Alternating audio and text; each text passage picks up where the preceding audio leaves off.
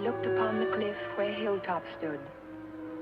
I can still see its hanging roofs against the cypress trees.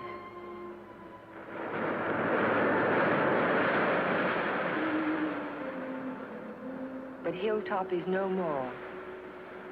There is only a scar of jutting rock where once its windows glittered in the California sun. My Aunt Amelia's house still stands next door. I was a welcome guest within its walls, but to me it will always be a house of fear. I was afraid that Sunday morning in September. I was afraid before the doorbell rang.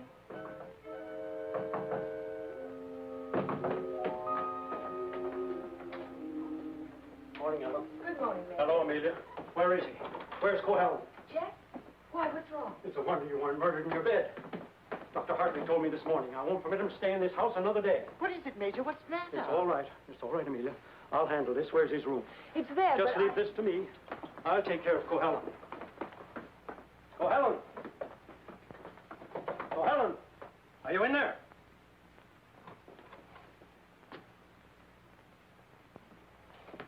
He's gone. He can't be. He said last night... Well, I mean, he must be around somewhere. I'll search the place from top to bottom. Would anyone mind telling me what all this excitement is about? You've been harboring a dangerous man. A man who is... Wouldn't it be fairer to Jeff if we waited until we find him and then he can speak for himself? But by all means, find him. But where? Well, supposing I look in the garage and see if his car's still there. Just what did Dr. Hartley tell you?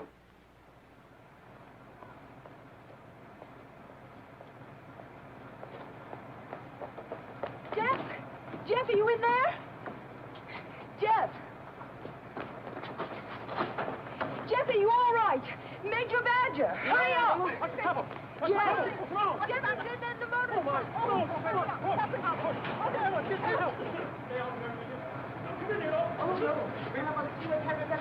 We've got to get him out in the air. Amelia, hold for an ambulance. Yes, I will. Come on, Ella. Right grab away. his shoulders. You grab his legs. You get him out in the air. Come on. Jeff, if only I had listened to the doctor. If you had only listened to him on the train. There was something wrong even then, something terribly wrong. I should have seen it in your eyes the first time we met.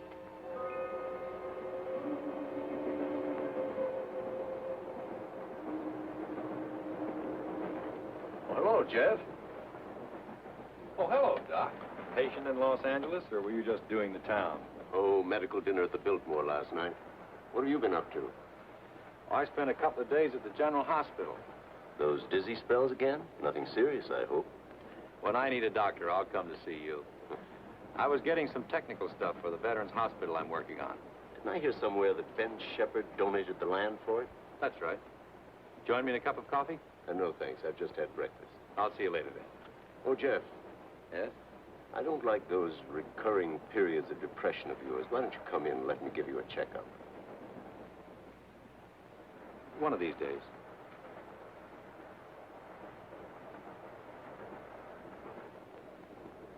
Morning, Elmer. Oh, good morning, sir. How about a little breakfast? You can start me off with some black coffee. Yes.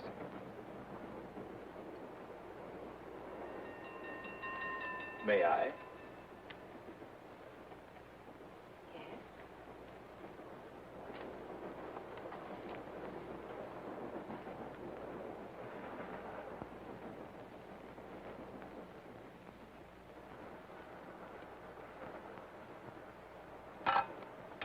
Oh, sorry.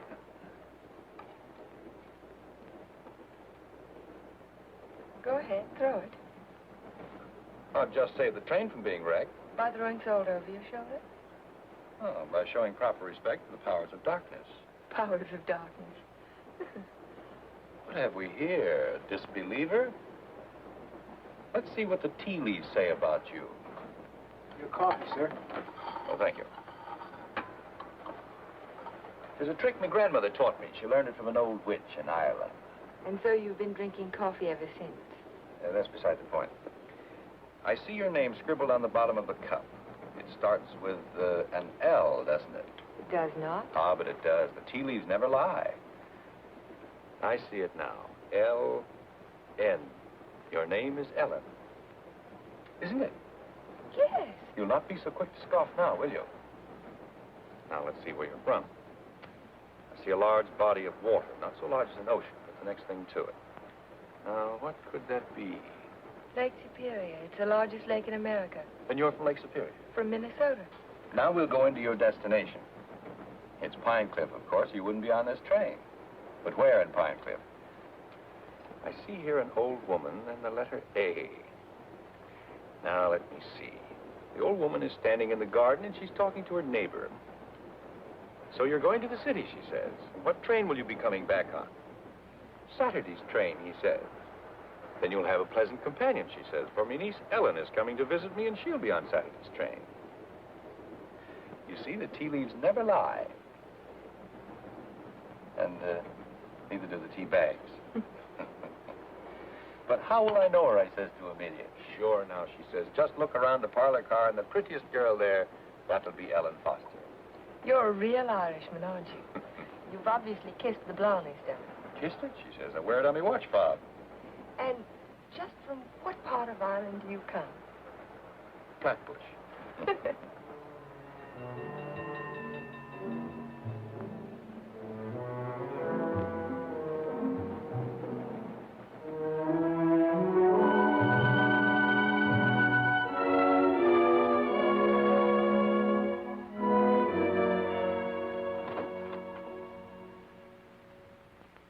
Good morning, Sue. Good morning, Mr. Culhallen. Mr. Shepard here yet? Well, he's in his office. Thank you. I think this would be an ideal site for the beach club, don't you, Keith? Yeah, it certainly would, Ben. Busy, Ben? Oh, come right in, Jeff. Well, we bring the road in here and divide this section into 2-acre lots. And hold out this area for the golf course. Hi. How are you, Ben? Hello, Jeff. How was the trip? Fine, thank you. I bought you a little present while I was in Los Angeles. Found it in an antique shop. Hi, Jeff. Paris.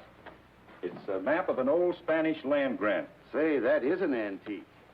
Here's the Ibarra territory. My grandmother's grandfather, he lived right there. That was before California was a state, wasn't it, Ben? It certainly was.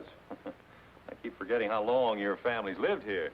Only since 1820. Really? Come in. Pardon me, Mr. Shepard. What is it, Bank? Well, Sue told me you were in here.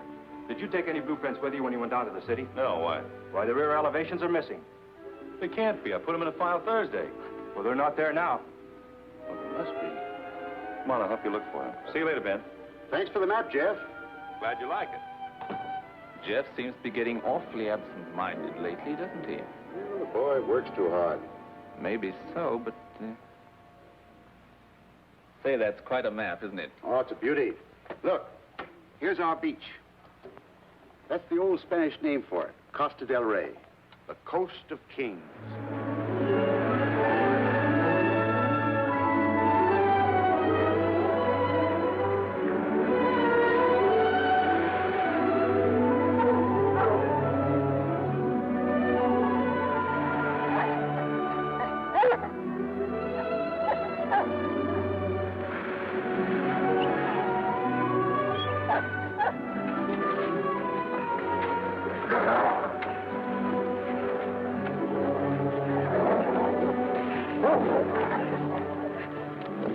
Down, mister, down.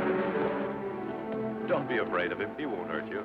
Well, I hope he didn't tear your coat. oh, no, it's all right. I don't know what got into him. He never barks at people. He seemed to think I was an intruder. Oh, yes. Of course, that must be it. Is this a private beach? Oh, no. It's just that there was someone who used to sun here beside this rock. Well, I'll forgive him this time. I must say you own a very particular dog. I don't own him exactly. They own me. Shamrock and Mr. O'Grady. Mr. O'Grady? Isn't that an odd name for a German Shepherd? Well, it's Herr von Gradenstein on his papers. I translated. Well, I guess I ought to go home. I'll walk along with you.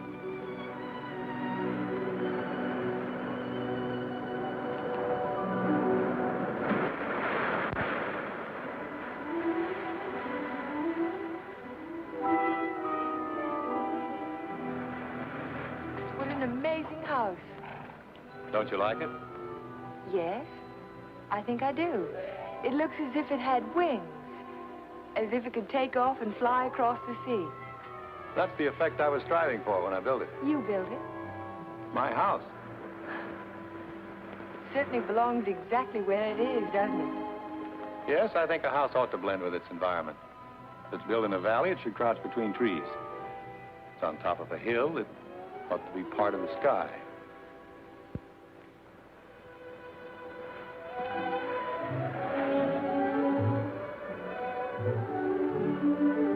As soon as I put Shamrock up, I'll walk the rest of the way with you. It's nice of you to insist. Isn't it? I'm beginning to like your house more and more. You can't take it all in at the first glance, can you? No, it's like some people that way, I guess. You have to know them a while. Like you, for instance? Yes, I suppose that's true of me, too. We don't have houses like that in Minnesota. Do you mind if I take a closer look at it? I thought you said you were late. Oh, another 10 minutes won't matter.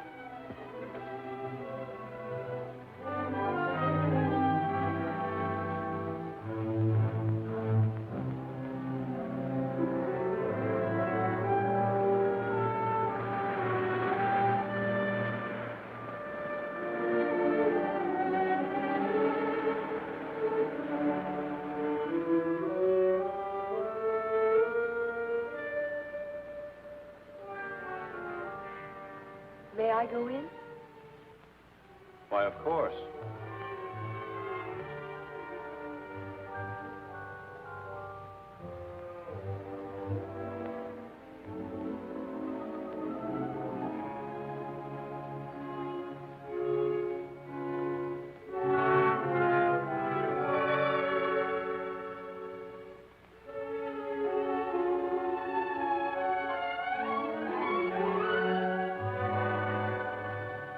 Well, I just don't know what to say.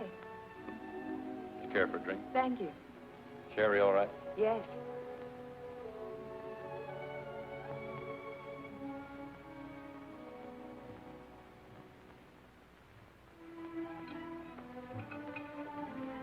What an unusual picture. By Del Lopez, the Mexican modernist. Thank you. What's it called? Doesn't have a name. What does it suggest to you? Well, it's not real, but then it's not real either. It might be a garden in a dream. It might be. Or he dreamed of the girl who belonged in the garden. That's pretty good.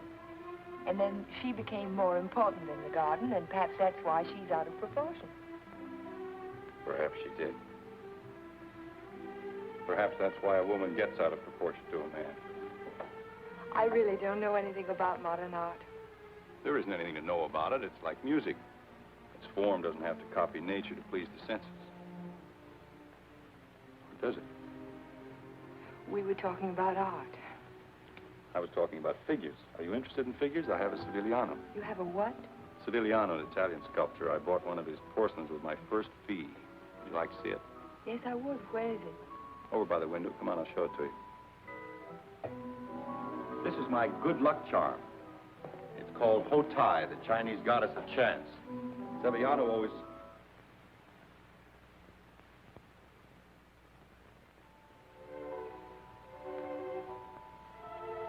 Oh, Jeff, I'm terribly sorry.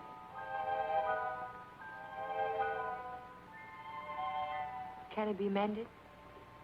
No, it's beyond mending. Well, Aunt Amelia may be worrying about me. I suppose I should go home. Yes, I suppose you should.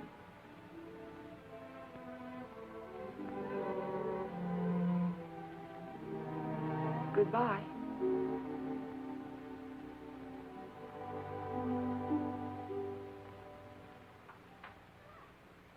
Good afternoon, Luella. Hello, Miss Foster. Is Aunt Amelia at home? I didn't see her go out. Ellen. Oh, hello, Aunt Amelia. Were you afraid I was lost? No, I was sure you could take care of yourself. But it was getting late, and I was afraid you'd forgotten about the dance at the country club tonight. Of course not. I just ran into Mr. Cohallen on the beach, and I stopped by his house for a glass of sherry. You were inside Hilltop? Why, yes. You don't disapprove, do you? After all, I'm a little old to need a chaperone. But no one's ever been inside Hilltop before, No one. except Jeff. Funny. He built it for his bride. Then there's a Mrs. Cohallen. No, Vivian was killed the night before the wedding. How awful. Aunt Amelia. Yes, dear. What was she like? Vivian, she was the most beautiful girl you ever laid your eyes on. She was Ben Shepherd's daughter. Ben Shepherd. Ben owns most of Pine Cliff. That's why it was such a perfect match. Jeff was a protege of his, more like a son. And when he fell in love with Vivian, Ben was delighted. Of course, he adored Vivian, especially after her mother. Well, I shouldn't talk about her mother. It was such a scandal. Poor Ben. Aunt Amelia, you said that Vivian Shepherd was killed. Was it? It was an accident. Jeff told Ben it was bad luck to have a party before the wedding, but Ben insisted. There were so many people there. Jeff and Vivian stole away in her car, and 5 minutes later she was dead in a collision at 12 Mile Drive. You never can tell what private tragedies people have had, can you? I mean, when you first meet them. He seemed so light-hearted on the train. He can be that way sometimes. The next minute he's strange, like never inviting people into his home and never mentioning Vivian's name. I can tell you one thing. We've been pretty worried about Jeff, but the way he's been acting. Well, how would you expect him to act after a shock like that? Seeing the woman he loved killed right in front of his eyes? To wonder he didn't go out of his mind. Don't get so excited, dear. I'm sorry. And don't get too interested in Jeff Cohallen. There are other attractive men in Pine Cliff. Oh, men who aren't... Men who aren't what, Aunt Amelia? Well, after all, he has had a tragedy in his life, and it's only a year ago. Hadn't we better get dressed? Yes.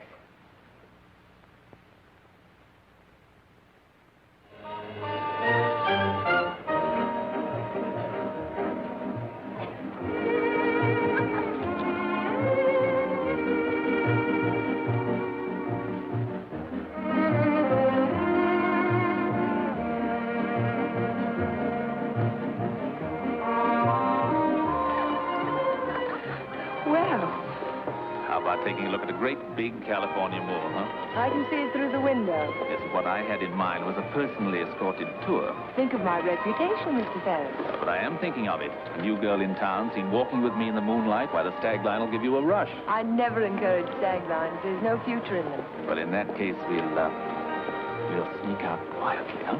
No, thank you. Thank you, but no. Cold climate, Minnesota. Yes, isn't it? Let's go down to the bar and talk it over. All right. I see you know our local hero. We've met. Charming fellow. Yes, he is. I suppose you fall madly in love with him. Everybody else does. Except you, Mr. Ferris. Oh, I think he's just ducky. Did you children enjoy your dance? It was just ducking. Keith, you must sit down and have a drink with us. I thank you. I'd like to. Hello, Amelia. Hello, hello. Welcome home, Dodo. Thank you. Good evening, Major. This is my niece, Ellen Foster. This is Miss Ferris, dear. How do you do? How do you do? And Dr. Hartley. Why, yes, we met on the train. My name is Ferris, too. You, I know. A waltz, Major. Now, you two stay right here and don't you move till we get back.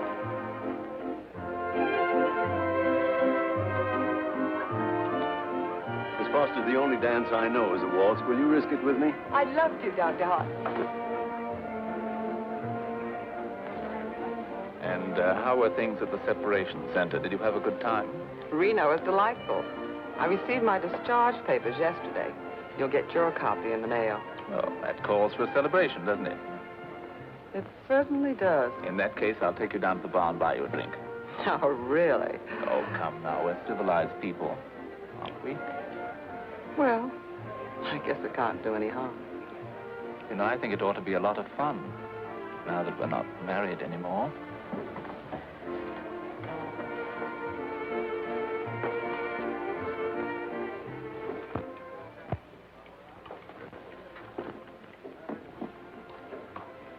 What do you think your chances are? Ben, I built more hospitals in the South Pacific in 1 year than the average architect will see in a lifetime. The only competition I'm worried about is Talbot and Talbot. Huh? Not that I can't compete with them professionally, but they seem to know how to play the political side of it. Well, that won't count here. I hope not. Anyhow, I'm indebted to you for a crack at it. I merely suggested that they invite a local architect to submit plans. Jeff, you're looking pretty seedy. Sure you haven't been working too hard? Well, it's been a pretty hectic week, Ben, but we finished up tonight. Plans are all wrapped, ready for mailing in the morning.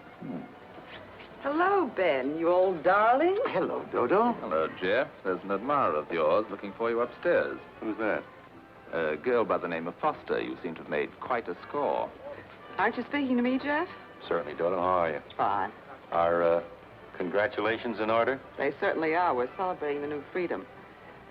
See you later. Bye. I think I'll go upstairs, Ben. It's, getting a little crowded down here.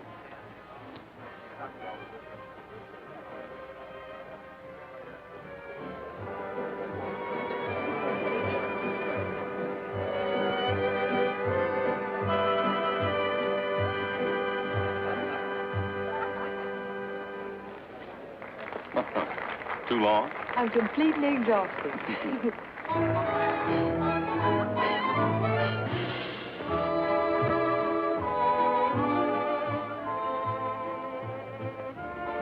What is that song?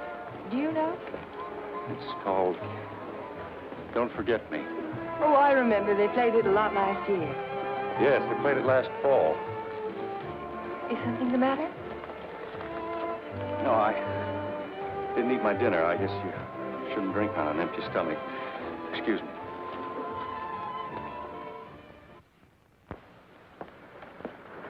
Here, Butch. Such a little animal, and yet he's got an appetite as big as mine. Well, Jeff doesn't answer. Oh, maybe he left early. But he looked so worried last night. Well, supposing he's ill and there's no one to take care of him. After all, dear, Jeff's a big boy now. Oh, how nice. We're invited to Ben's fiesta next week. He gives one every year. I think I'll walk over and make sure he's all right. Who, Ben? Oh, you mean Jeff?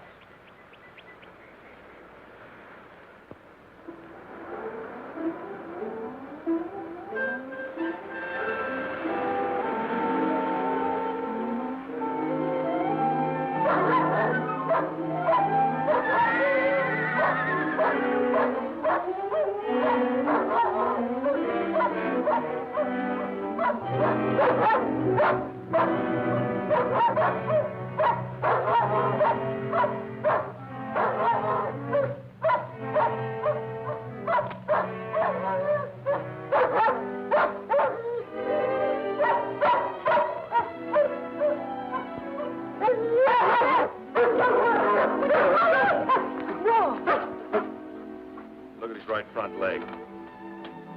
It's shattered. Poor Shamrock. I hate to have to destroy him. How did it happen? I don't know. I don't know how it could have happened. You better wait for me outside.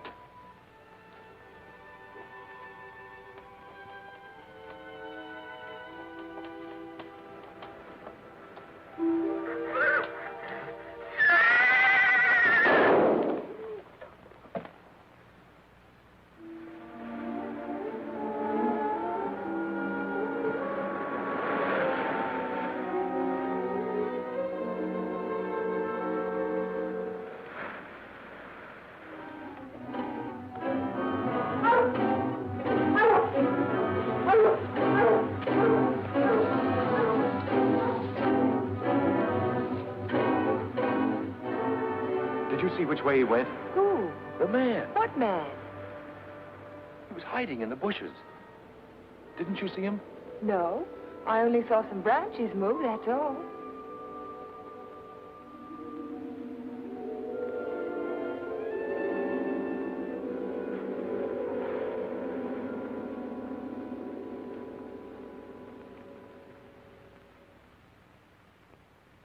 I've never seen lovelier roses. What are they called? Matador, I believe. They grow on the bush out on the terrace. Matador? Oh, of course, after the color of the bullfighter's cape. Or the bull's blood. Jeff, I'm so sorry about Shamrock.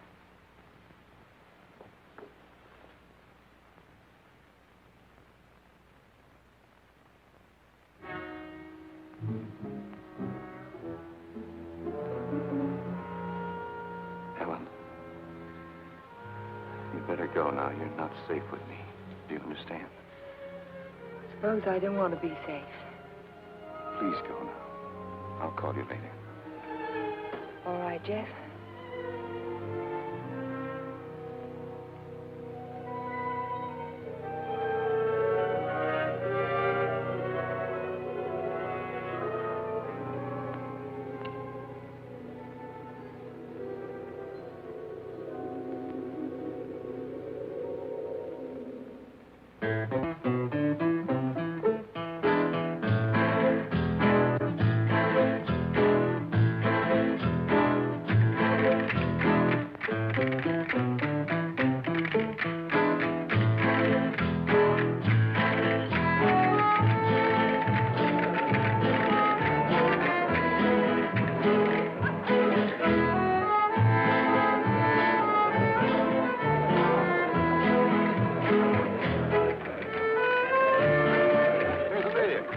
Hello, everybody.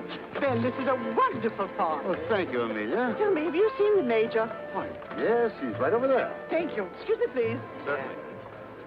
Will you excuse me, please? All right, Ben. Yeah. Major, I wonder if you could tear yourself away from these charming people and come and speak with Mrs. Atkinson. She's dying to talk to you. You know, for a woman, nice little age. Go ahead, tell me. What does a certified public accountant do? Especially a pretty certified public accountant. I compile actuarial tables for an accident insurance company. What are the odds against a man fracturing his arm? That sort of thing. Oh, what are the odds? 90 to 1 that you won't break your arm this year. Well, that's good. But if you do, it's 2 to 1 that it'll be the right arm. Or have you noticed that in your practice? No. What I've noticed is that my patients have all their fractures just when I'm ready to sit down to dinner.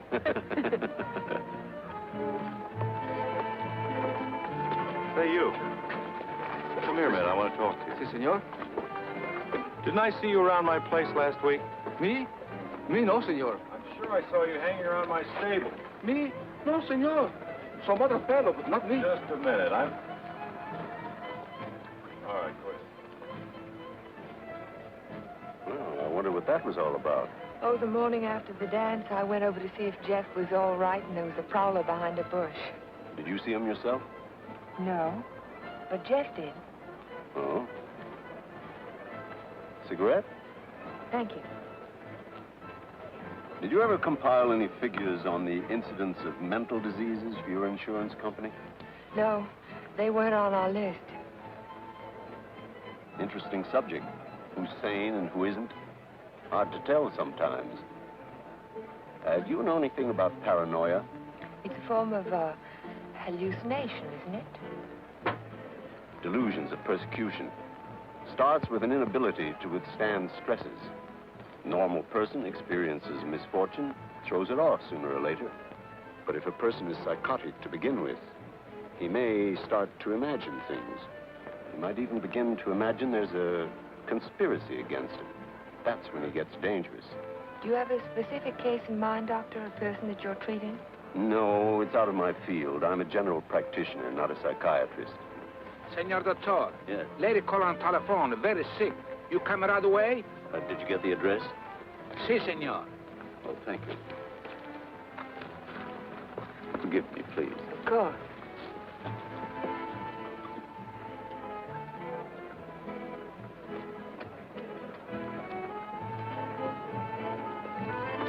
Are you sure, Jeff? Ben, I'm positive it was the same man. Well, I'll talk to him if you want me to, but you know how it is with those fellows. They all look alike if you don't know them. Maybe you're right, Ben. So the guy gets up and he says, Keith, you take a powder. Well, the guy was bigger than I. What could I do? same thing happened to me, only he wasn't so tall. Oh, I remember all too well. Remember that evening? Excuse me, honey. I'll be back in a while. Certainly. Because the rest of the committee feel that a local architect should have the job. Ben, may I see you a moment? Surely. Excuse me, Jeff. Certainly.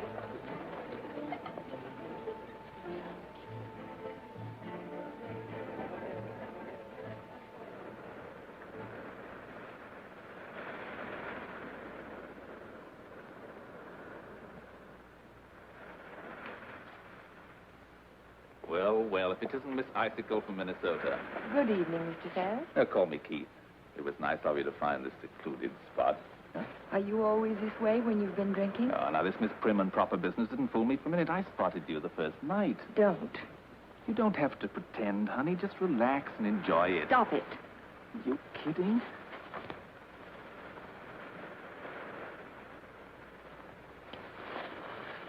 Jeff. Hello, Galahad. Been playing Peeping Tom? Get out. Don't be ridiculous. As I was Would you saying, mind honey, leaving us alone? Jeff, please I'd like to don't. have a few words with him. Privately. If I ever catch you around Ellen again, I'll run you out of Pine Cliff. Galahad, you frightened me. I'm warning you, I mean it. Keep away from her. I know too much about you. So what? You'll never open your mouth. That's the beauty of it. It's your story, and you're stuck with it. I don't have to open my mouth. I can close yours. What are you two boys arguing about? What does anybody ever argue about? Politics. Oh, politics. Keith, will you do me a favor? Dr. Hartley had to leave on an emergency call. Will you see that Dodo gets home? She has a little headache. I'd be glad to. Ben, don't you think maybe I'd better? Look, I pay her alimony. I'll take her home.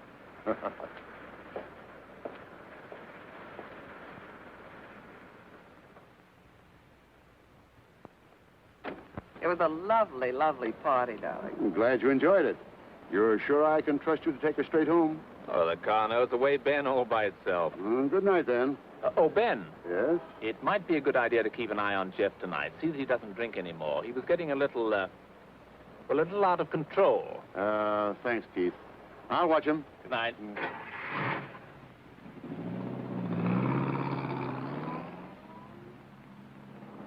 Still cutting the lad's throat, I see. An inch at a time. Every little bit helps. Helps what? Or is it just pure meanness on your part? Don't be stupid. Ben hasn't any heirs, has he? All that money and not even a second cousin. Suppose he should take a notion to leave it all to Cahalan. Where would I be? Out in my ear the day after the will was filed. Well, you don't think he's going to leave it to you, do you? No? No, I'm voting for charity, with Keith Ferris as administrator of the estate. What would you think of a Vivian Shepherd Foundation for something or other? That turns even my stomach. Oh, I'm very well, thank you. You were in the cavalry, weren't you, Major? Well, I'd like to ask you a question. Can a horse break its leg in its own stall? What's that? You think it's a chance in a million? No, I was just computing the odds on an accident that happened last week. Well, thank you very much for the information, Major. Good night.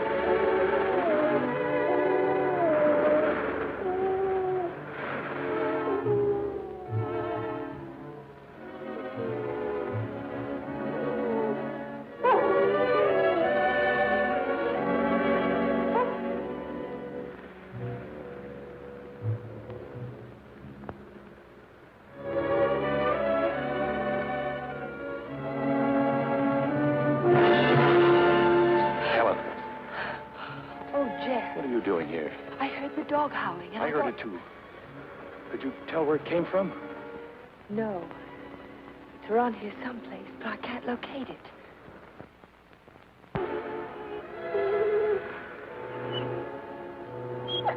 Jeff, listen.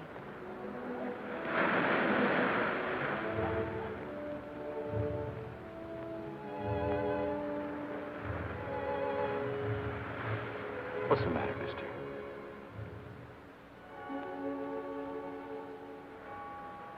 He's gone. Oh, Jeff.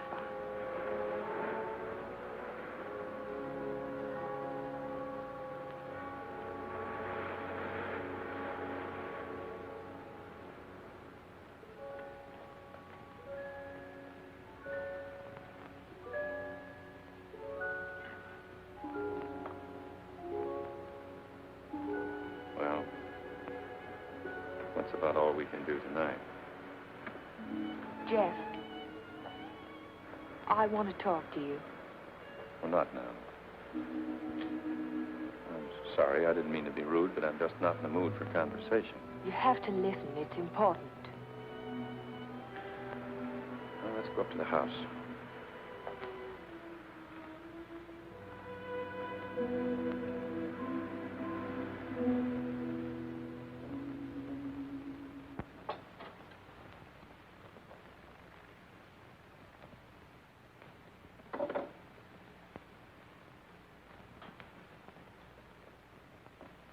All right, let's have it. I talked to Major Badger tonight. He can't understand how Shamrock could break his leg in his own stall. Well, he hasn't anything on me. I can't understand it either. Unless it's bad luck. Don't call it luck, Jeff. What would you call it? I'm not sure. A few days ago, this rose was on your matador bush.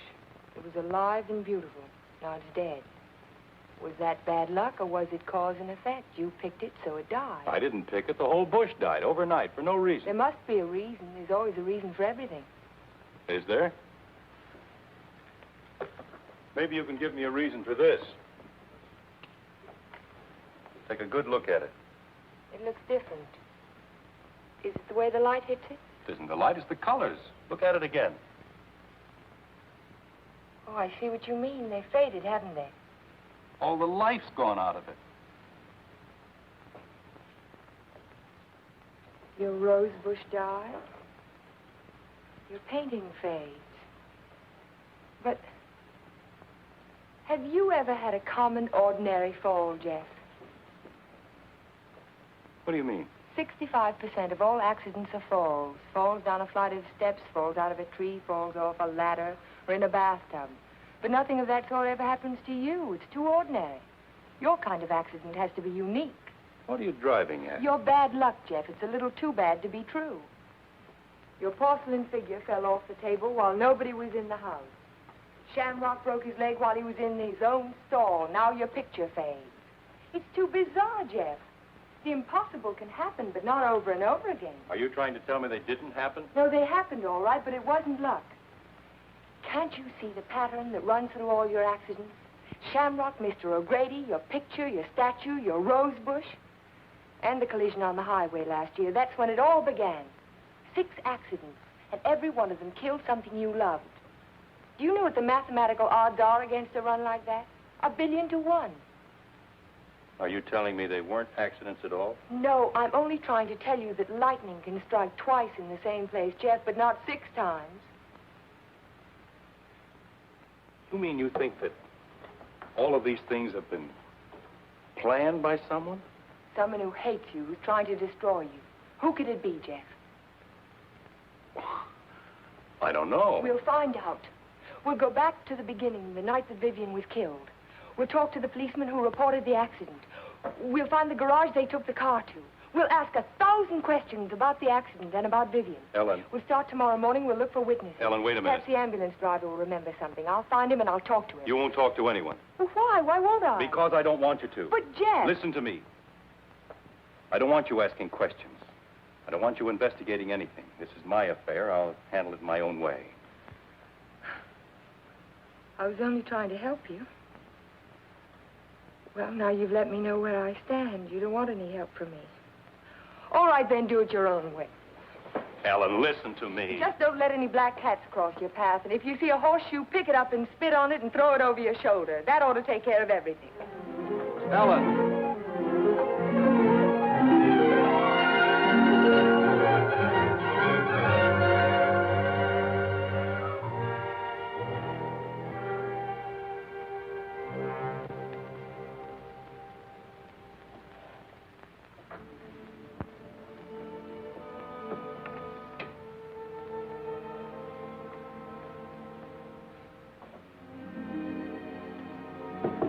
Come in. Hello, Aunt Amelia. You didn't tell me good night, dear. I'm sorry. Is anything wrong? No, there isn't anything wrong. There isn't anything right either. I saw you come home. You were at Jeff's again, weren't you? Yes. I don't want you to think I'm an old busybody, but I'm all the family that you have, and it would help you to talk to someone. What is there to talk about? He doesn't love me. He never will. He's in love with a memory. I tried to warn you to be sensible. Sensible. I love him. I've got to help him if I can, whether he likes it or not. I know. Good night, dear. Good night, Aunt Amelia.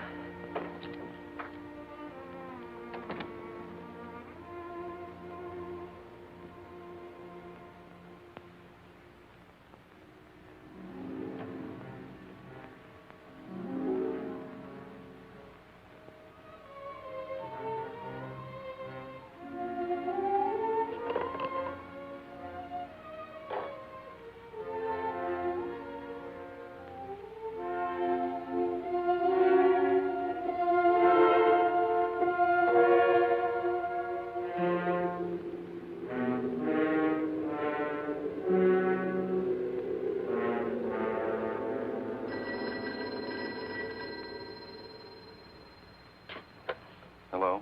Hello, Jack. Oh, yes, Ellen. I've taken your painting to an art shop. You did what? I found out some very important information. If you come over tonight, I'll tell it to you. No, I can't tell you now. Look, I thought you understood I was going to handle this in my own way. Don't argue, Jeff. Just come on over. Goodbye. Well, what do you think? It's hard to understand why it's faded. The artist didn't use pen colors, he didn't even use tempera. There must be a reason. I would say this was painted with London watercolor. That's the best you can get. Nothing fades them except continuous exposure to strong sunlight for at least a month. That's impossible. I can't imagine what caused it. Well, I tell you what I can do. I can talk to a couple of artists I know. They might have an idea. I think my best bet is to go and see Trilfield. He's a watercolor man. He's one of the best. He ought to know everything about it. I think I'll catch him tomorrow morning. You know Trilfield, the naturalist. He paints the dogs and horses and cows. My wife, he made a beautiful Thank painting. you very much. I'm sorry to have troubled you. Oh, no trouble at all. Oh, Miss Foster. Yes? I just remembered something. Years ago, I framed some pictures for a painter by the name of Torres, Vicente Torres. One of the paintings was an old lady playing the guitar. It was a watercolor. And it faded? The man who bought the picture took sun lamp treatments that winter, and he took it on a couch right under the painting, and he was mystified why the color faded. So Vicente found out that the rays from the sun lamp broke down the pigment. Can you remember the name of the man who owned that picture? I don't think I ever knew. It was some local man. What about the artist? Is he still in Pine Cliff? Torres? He died 5 years ago. Oh. Thank you again.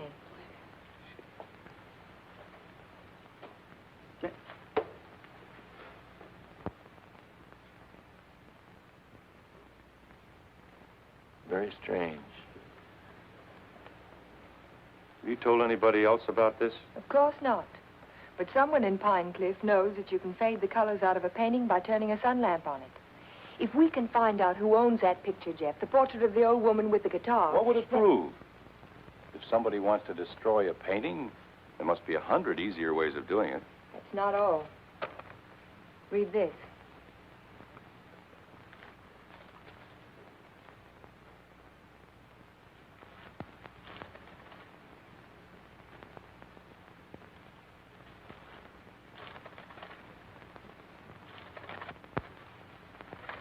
Arsenic?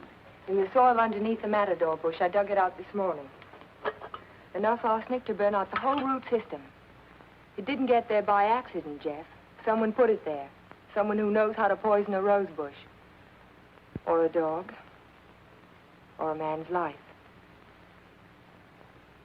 Would you really like to help me? You know I would. Then forget it.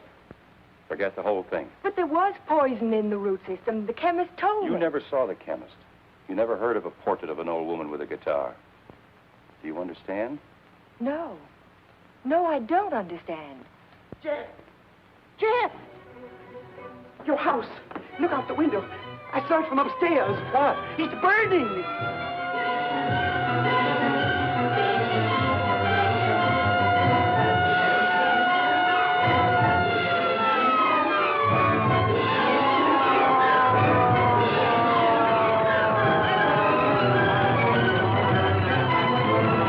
Sorry, we won't be able to save much, Mr. Cohallen. The fire got too big a storm. Everybody stand back. Out of the way, please.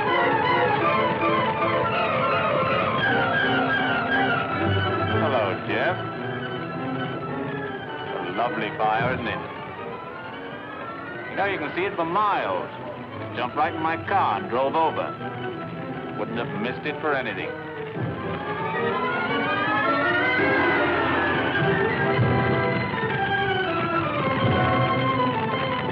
I'm so sorry, Jeff. Such a beautiful house. I'm glad it's gone.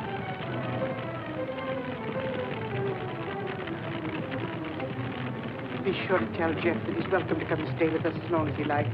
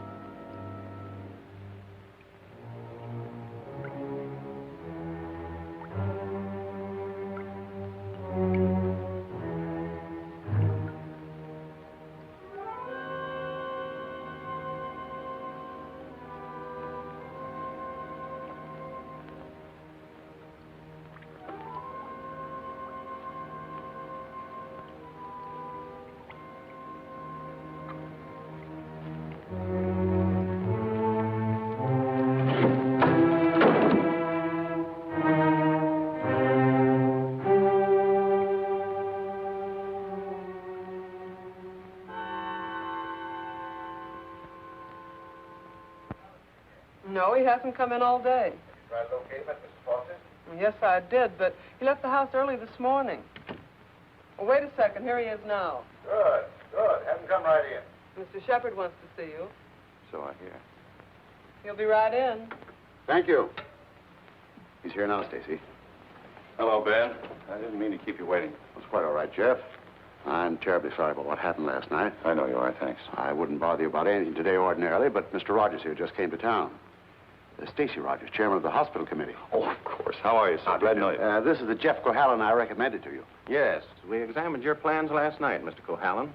Good, clean, modern lines. Thank you. I'm sorry we couldn't give you the job.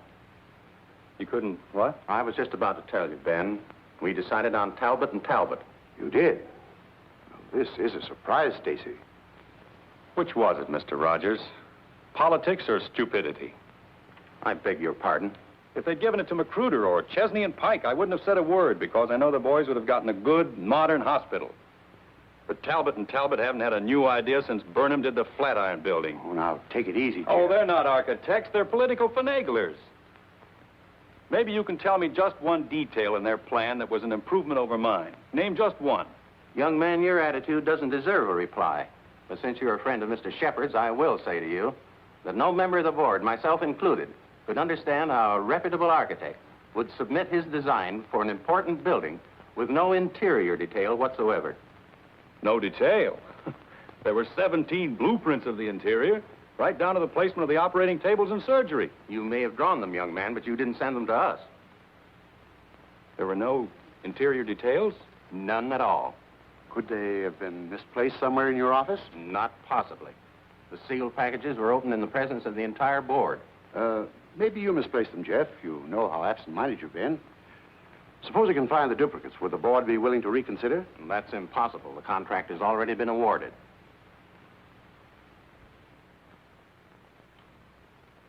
Well, this is quite a shock, Stacy. I felt sure that Cohalan would get this job.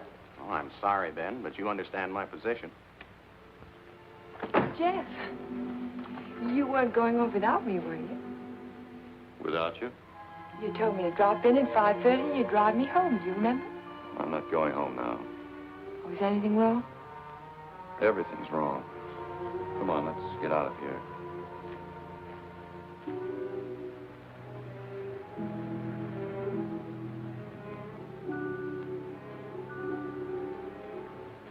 It's dreadful. A whole year's work completely wasted. Typical Cohalan luck. Don't keep calling it luck. Supposing someone took those plans out of the office and wrapped the package over again. Who'd do a thing like that? Keith would. He hates you. He hates everybody. There's something twisted inside of him. It would take a psychiatrist to explain it. And why does Mr. Shepherd keep him on at the office? He doesn't know what he's like. Dodo must know. She acts as though she's still in love with him. There are women who love men like Keith. Take a psychiatrist to explain that, too. It's getting kind of late. I'd better drive you home.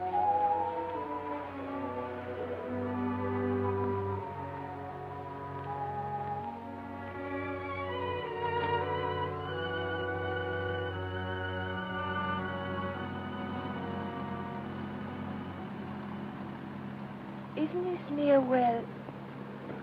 What'd you say? Nothing. Drive faster, will you, Jeff? I want to feel the wind in my face.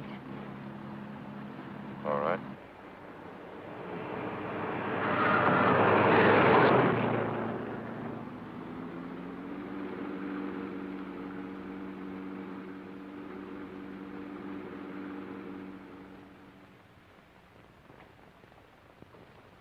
Here you are, Miss Foster. 296 Hall Street, Fall River, Massachusetts. Thank you very much, Sergeant. Just one thing more. The accident happened on 12 Mile Drive, didn't it? That's right. Just 3 miles from Pine Cliff. Thank you very much. Traffic department. Miss Foster. Who? Just a minute, please. Oh, Miss Foster. It's for you. For me? Hello? Miss Foster? This is Dr. Hartley. My office is just across the street. I saw you go into the police station as I parked my car. Are you in trouble, Miss Foster? In trouble?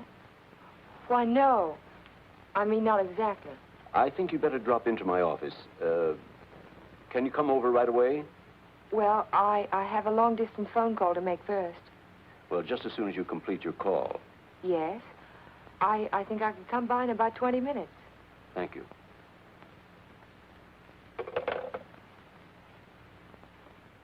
Thank you, Sergeant. That's all right. Miss Foster. Hello, Dr. Hartley. Come in. Come in. I was startled when you telephoned me at the police station. Well, I'm very glad I spotted you when I did. Why did you ask me if I was in trouble? Well, the fact is, I'm in rather an awkward position. But your aunt is getting along in years, and I didn't want to disturb her unduly, so I thought it best to discuss this matter with you. Sit down, sit down. Thank you. Yes, Doctor? Since I'm your aunt's physician, I feel it's my duty to inform you that she isn't safe. That neither one of you is safe, for that matter. So I wanted to get your permission to speak to your house guest, to ask him to move to a hotel. But I don't understand. What has that to do with my aunt's safety? Yes, I was afraid you'd ask me that. The fact is, you're forcing me to take an unethical action. The man isn't my patient, and even if he were... Whatever it is you're trying to say, Doctor, why don't you just go ahead and say it? Yes, you're quite correct. I'll come to the point. Let me say that I believe your house guest, Mr. Cohallen, is definitely paranoiac. He seems to have all the obvious symptoms of delusions of persecution. If that's true, then you and your aunt are in a hazardous position. Two helpless women in the same house with a man who may become dangerous at any moment. We can't allow it. May I ask you a question, Doctor? Certainly. You speak of delusions of persecution, but... Oh, a delusion is imaginary, a thing that never happened. That's right. But Jeff's dog was poisoned. His house was burned down. That was no delusion. I saw it myself. Did you see the gasoline can? Gasoline can? The gasoline can the police found in the ruins of Hilltop. It was an unusual type of container. Only one store in Pine Cliff sells them. And that store sold such a can to Jeff last Monday. How do you know? The chief of police told me so this morning. But I don't see how. And that isn't all. The body of the dog was disinterred. He died of arsenic poisoning. 2 days after his master brought a package of weed out. Are you trying to tell me that Jeff burned down his own house, that he poisoned his own dog? That's impossible. No man in his right mind... Exactly. No man in his right mind. But why? Why would he do a thing like that? Listen. Listen to this.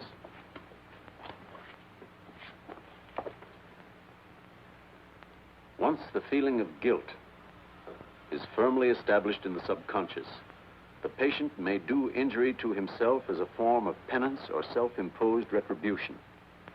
Such actions may be taken without conscious volition and will often disappear entirely from the memory stream, so that the patient is later unaware that his injuries were self-inflicted. That's my theory, that Jeff is suffering from feelings of guilt, and he's unconsciously punishing himself for it. Guilt? You keep talking about guilt. I don't understand you. What is he guilty of?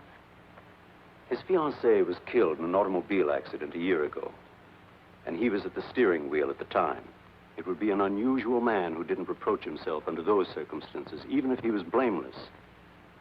And if he thought he was responsible for the death of the woman he loved, if the thought began to prey on his mind, it's rather an obvious theory, isn't it? Yes. Then I have your permission to speak to him. I'll be as tactful as possible. No, not yet. Not until Friday. Friday? I've got to have time to think about it. I'll be very careful, but promise me you won't speak to him yet. Well, I can't force my opinions on you, Miss Foster, but I must emphasize as strongly as I can that delay can be dangerous. Extremely dangerous. I'll be very, very careful, Dr. Hartley. I hope you will, Miss Foster. Thank you.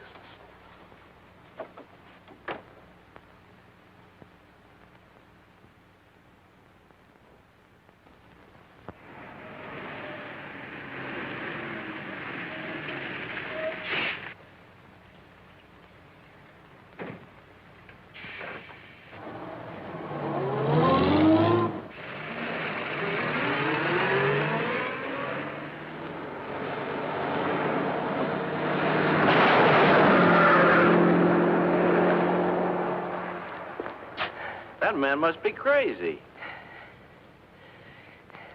Thank you very much.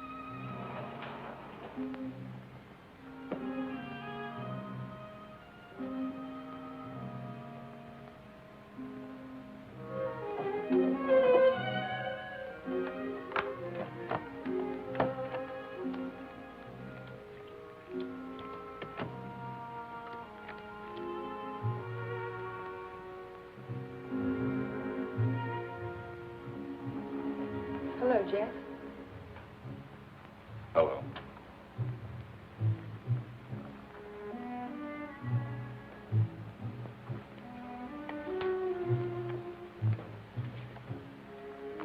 Jack of spades. Is that bad luck? Like a black cat? A dead man's card. Oh? Is there a card for a dead woman? The queen of spades. I almost drew it this afternoon. Oh, what happened? Oh, I just gotten off the bus and was waiting to cross the street and a car nearly ran me down. It almost seemed to be trying to. Did you see the driver? No. I was too busy trying to get out of the way. What kind of a car was it? A green convertible. Like yours. Except the top was up. You've got to get out of here, Ellen. You've got to get out of Pine Cliff right away. Why, Jack? Because something else is going to happen. I can feel it. It might happen to you. I'm not going to leave, not now. I'm warning you, Ellen. It's no use, I'm not going. You're asking for trouble. Am I? Then I'll really ask for it.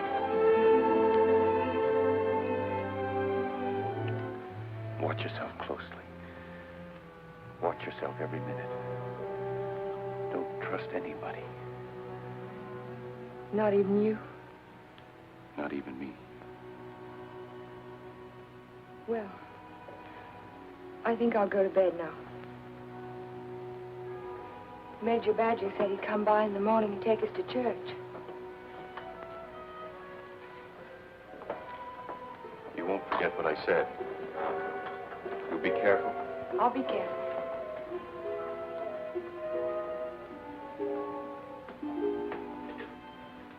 Jeff, Yes? how long have you known Dr. Hartley? For years, ever since I came to Pine Cliff. Has there ever been any bad feeling between you? No, why should there be? Well, he thinks that the shock of Vivian's death might have affected your mind.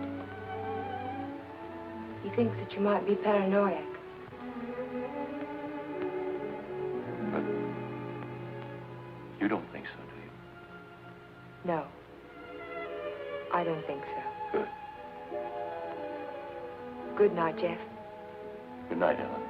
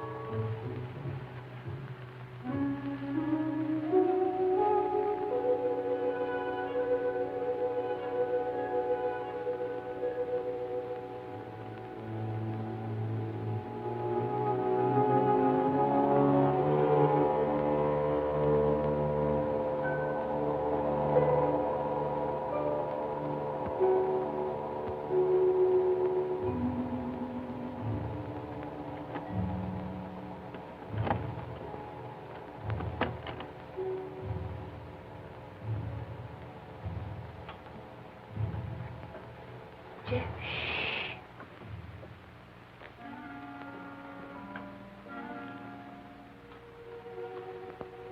I had to see you again. I wanted you to have this. Don't be afraid to use it if you have to. I want you to wait for me tomorrow morning. Tomorrow morning? You mustn't leave the house. You mustn't leave the house without me. Promise you won't. All right, Jeff. I promise. You won't forget when Major Badger arrives? No, I won't forget. Good girl. Good night.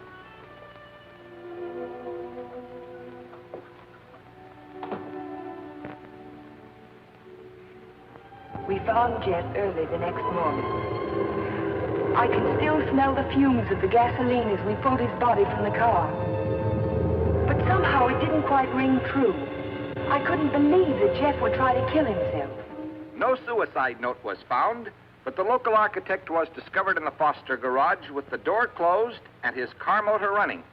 He was immediately removed to City Hospital, where latest reports from Dr. Raymond Hartley advised that Cohalan is now definitely out of danger. On the national scene, Congress resumed its discussion of the Morse-Conlon bill today. Labor spokesmen have announced that they will request an amendment guaranteeing... I'd like some more coffee, nurse. With cream and sugar? How did you get by the no visitors sign? I walked right straight past it to ask you a question. Oh, you did? Well, suppose you walk right straight past it again, going the other way. Not till you've answered my question. Would you rather I rang for a nurse? Oh, you weren't that way on Saturday night when you needed me. I made you a promise then, and I kept it. Now I think you owe me the answer to one question. Just one. Well, I won't ask you why you came to my room that night. I know the answer to that one. Oh, you do? Certainly. You wanted to make sure that I'd find you on Sunday morning before the motor ran too long. You probably didn't start it until after the major rang the doorbell. You don't miss much, do you? You counted on that, too. You knew that when we couldn't find you in your room, I'd think of looking in the garage, no thank you, to see if your car was still there. You have all the answers, haven't you? All except one. Why did you fill those buckets with gasoline? Fill the bucket. Oh, you saw that, too? Yes. I wasn't filling buckets. I was draining the gas tank. So if you didn't show up in time, the motor would stop running as soon as the gas in the carburetor was gone. But why? Why did you do it? You had your question. Don't be technical. Why did you pretend to commit suicide? When that car almost ran you down Saturday morning, you don't think that was an accident, do you?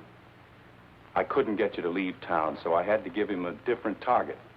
Different target? Me. Man doesn't kill my rose bush and my horse and my dog and then stop there. He must want to kill me. I can't wait any longer, not while strange automobiles are trying to run you down on the highway. I've got to force his hand now. I want him to think that it's safe to take a shot at me. Don't you understand? Not quite. I've tried to commit suicide, haven't I? It was on the radio. It says so right here. So what if somebody takes a shot at me now and leaves the gun in my hand? It's an open and shut case, isn't it? The police wouldn't even investigate. So he's free to kill me now if he can. Doesn't have to hit around the edges anymore. But keep away from me. Don't stand too close to the target. Is that why you wanted me to leave Pine Cliff? That's why I want you to go home now and stay there. Lock the doors from the inside. If you have any visitors, don't let Aunt Amelia out of your sight. Don't trust anyone. Where will you be if I want to find you? I don't know, but I have to get out of here. I can't wait for him to make the next move. I've got to get out and go after him. You say the exhibit was in 1939? The summer of 39. I ought to have that catalog somewhere.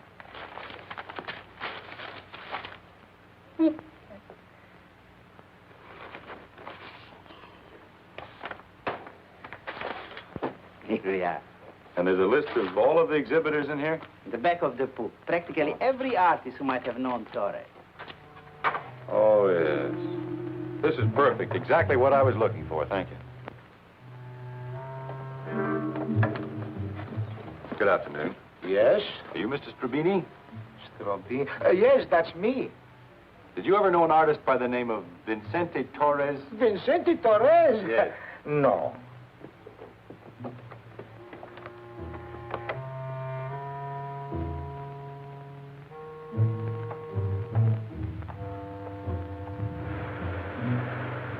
Vincente Torres? Certainly, I knew him well. Watercolor man. No sense of depth. Do you recall a painting he did, a portrait of an old woman with a guitar? An old woman with a guitar? Don't believe I ever saw it.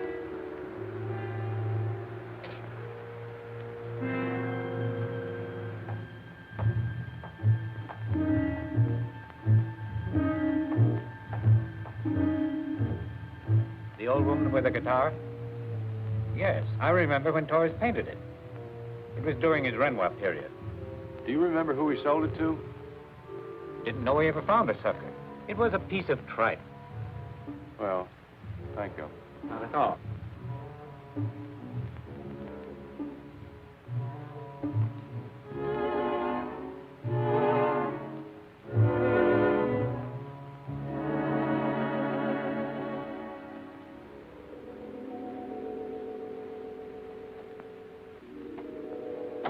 Why, Mr. Cohalan, Hello, Sue. you had a few phone calls. Anything important? I don't think so. A man named Carter called. Said he was a friend of an artist that you knew. The name sounded like Boris. Was it Torres? Could be. Did he leave a number? No. He said he'd call back around 6. What's after that now? When Mr. Shepard's anxious to see you. He's still in the office. Okay. Shepard is safe. Oh, yes, just a minute. Mr. Carter. Hello? Yes, that's the man, Vincente Torres. Do you remember a watercolor he painted, a portrait of an old woman with a guitar? You do? Do you remember who bought it? You're absolutely certain? Oh, thank you. Yeah.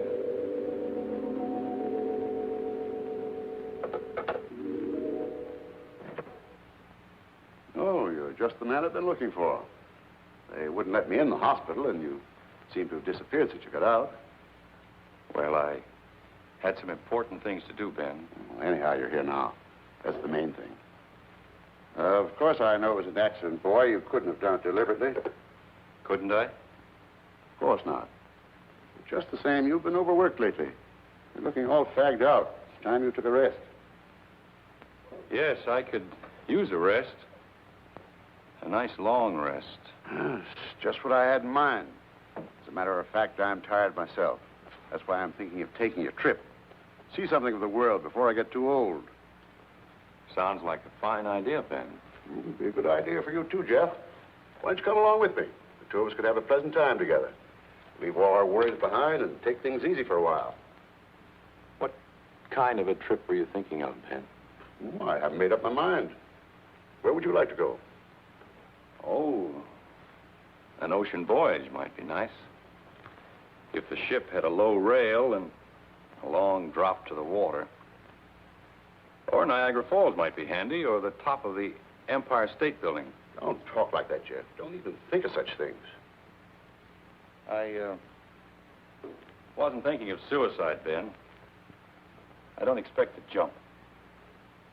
I expect to be pushed. You're crazy, Jeff. You're talking like a paranoiac. Where did you get that word, Ben? Did you read it in a book, complete with all the symptoms? I'm only trying to help you, but if you're going to take this... Sit down, Ben. Sit down and listen. You had all the tools to work with, didn't you? Your ranch hands who think you're a king will do anything you tell them to. I was out your place yesterday, Ben, looking for Pedro. They told me he didn't work for you anymore. Hadn't since the day after my house burned down. You let him go, didn't you? After he'd done his job. I'm beginning to think the doctor's right. I'm beginning to believe you do have delusions of persecution. Paranoia, Ben. You learned the word. Use it. When did you first plant the idea in Hartley's mind? Did you say, I'm a little worried about Jeff, and tap your finger on your forehead? Jeff, I'm not going to talk to you any longer. You're not in your right. Not while you're in your present mood. I wouldn't do that if I were you. You haven't answered my questions, Ben. Are they too difficult? Let's see if you can answer an easy one. Whatever happened to that painting that used to hang in your living room, the portrait of an old woman with a guitar? Wasn't in the living room. It was in my study. Why? When'd you get rid of it, Ben? After it faded?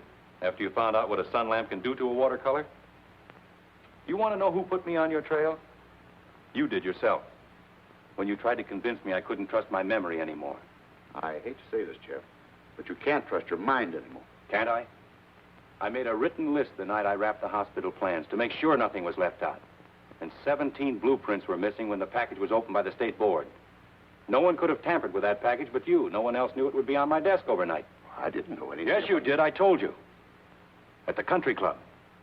You wanted to destroy my faith in my work, didn't you? It was the only thing I had left. Oh, Jeff, this is ridiculous. That's what I thought at the beginning. But once I began to suspect you, it all fitted together. I even remembered that your foreman was in the store the day I bought the can of gasoline. That gave you an idea, didn't it? Yes. It gave me an idea. How do you like your own medicine?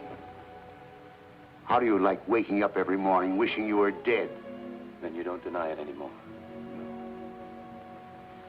No. I'm glad you found out. Because you can't do anything about it. Go tell somebody I poisoned your dog. Go say I burned down your house. You know what they'll think, don't you? They'll think you're crazy. I don't care about the others. It's what you think that's important. You've been like a father to me, Ben. In a funny kind of way, you still are. What made you change? What made you start to hate me? Was it Vivian? You killed her. I did everything for you that one man can do for another. And how did you repay me? You murdered her.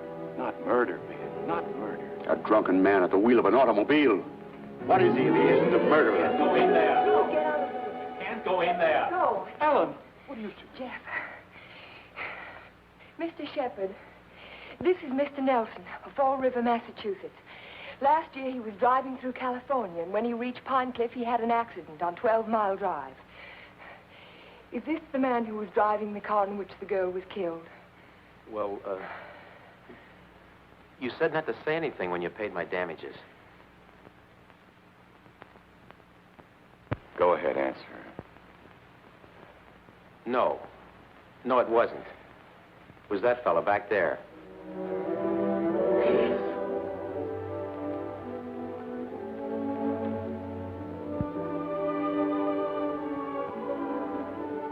Thank you, Mr. Nelson.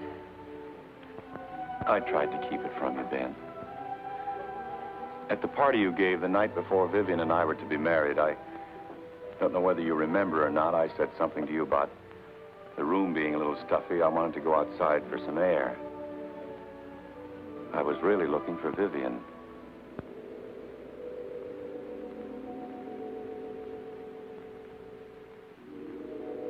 I found her, all right. I heard them talking to each other. It wasn't anything new, Ben.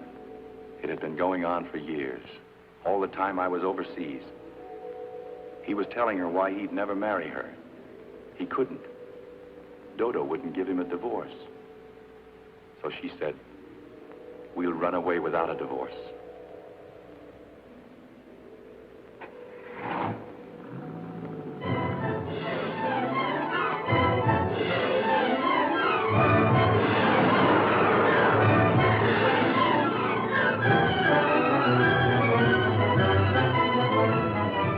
On the 12 Mile Drive.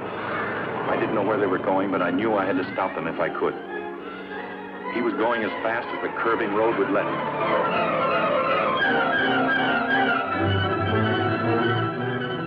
I tried to catch him, but he was driving like a madman. We were coming to the fork where 12 Mile Drive meets the highway. I saw a car approaching on the main road. Ferris didn't see the other car. I knew what was coming, but there was nothing I could do to stop it.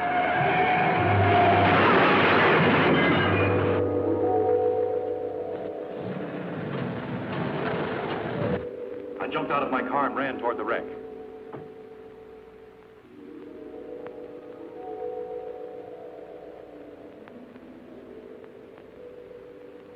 He said, do something for her. But there was nothing anyone could do for Vivian. There was only one thing left to do for anybody. I told him to take my car and get away from there.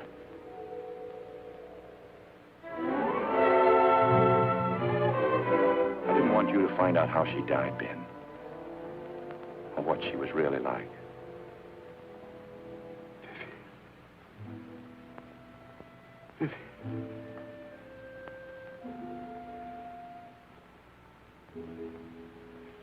I'm sorry you had to know, Ben. Even now.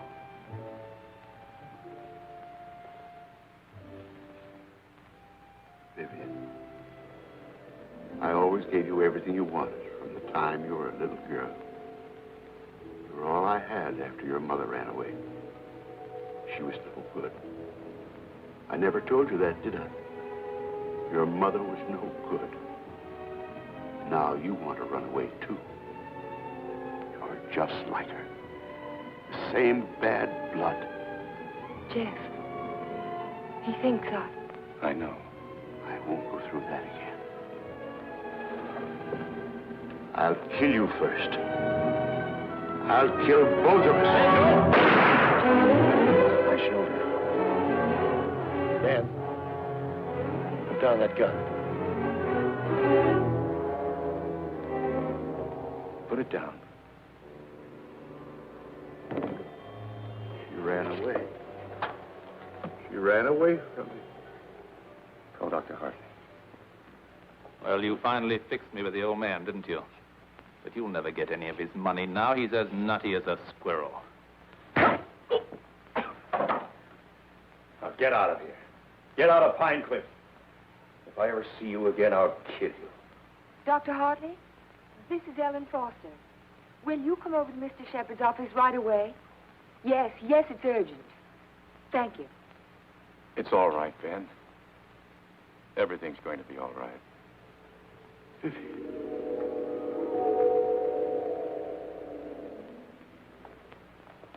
Well, Doctor, will he live? He's healing beautifully. No infection, no complications, simple perforation of the deltoid. And all the time I thought it was my shoulder. You won't need that thing anymore. Good. Yeah. He'll be as good as new in a week. Tell me about Ben. Well, Amelia, Ben was the psychopath, of course, from the beginning. I ought to have suspected it, of course. Now he's had what the psychiatrists call a catharsis. He's brought his troubles out into the open.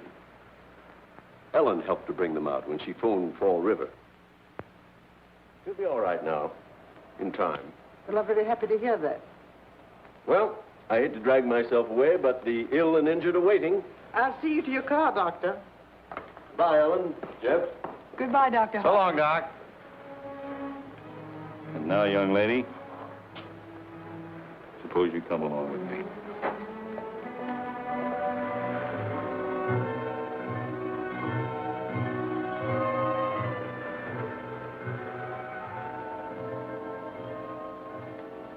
Ellen, Yes, Jeff? there's something I've been wanting to ask you. Yes, Jeff? How in the world did you ever find that fellow from Fall River? Oh, I found him in the traffic accident records at the police station. What made you think of him? The way you drove your car on 12 Mile Drive the other night. You could never have driven so recklessly with me if you'd been at the wheel when Vivian was killed. Not on the same road in the same place at the same time of night. You're pretty smart, aren't you? No. Yes, you are. You're very smart. No, I'm not. Oh, yes, you are. No, because I thought that you loved her. I thought you loved her all the time. I never really loved anyone. But you.